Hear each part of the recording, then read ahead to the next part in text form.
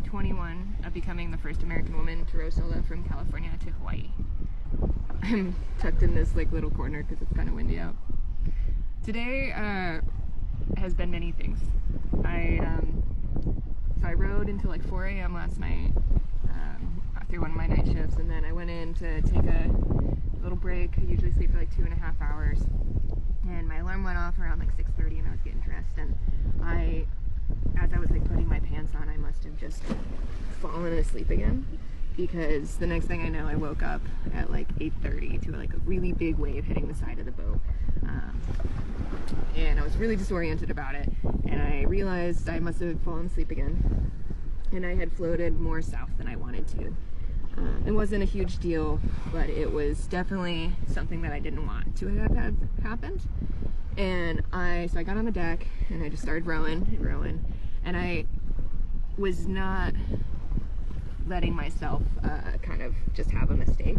I kept asking myself, like, Kels, is this how you do it right? Is this how you really do the thing correctly? Like, this is not how you earn it. And I was definitely being my own worst enemy in that moment for a lot of the morning. And throughout the morning, I was passing through a lot of these like big squalls.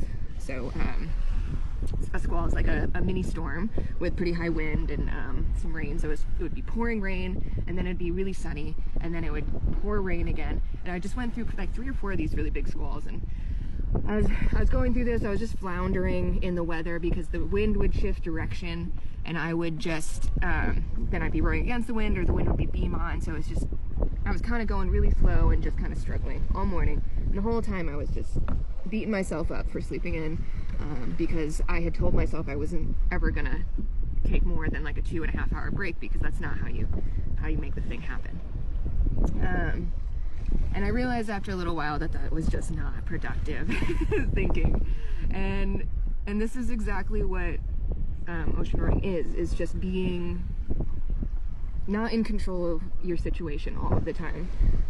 I really sat and thought about it a lot, and that's why I love ocean rowing so much, and that's why I feel like it's so humbling, is because when you're out here, you're not in control. I couldn't change the weather, I couldn't change the squalls, I couldn't fix the fact that I had slept in, but I know for a fact that when you aren't in control of what's happening, you are in control of you. And I wasn't showing up the way I wanted to, with how I was talking to myself and how I was working through the problems that the ocean decided to present to me. So that was a really good realization for me to have today, where I know that the way you respond to problems is so much more important than the problem itself. And in the morning, I definitely wasn't responding to the problems the way I would have been proud of. So I took stock, I kind of changed the direction of my thinking, and I actually gave myself a little treat. I ate my last orange of the trip. I brought a bag of apples and oranges with me, and I've been kind of weaning myself onto them or off them throughout the last 3 weeks, and I ate my last orange today, and just sat down and kind of released any anxiety about the angle of the boat and what the wind was doing and how I could change it, and just ate my orange and thought about how lucky I was, and things got a lot better.